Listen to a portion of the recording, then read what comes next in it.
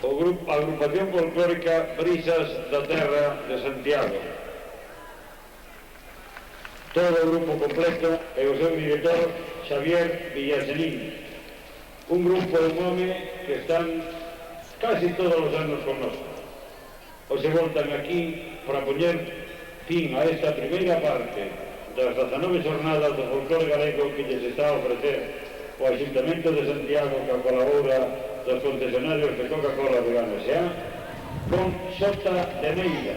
Esta xota foi recuperada polos componentes de Brisas en Meira, Lugo. Como se caracteriza a xota en Galicia, o seu ritmo alegre e festeiro fai que sexa unha das danzas máis populares da nosa terra.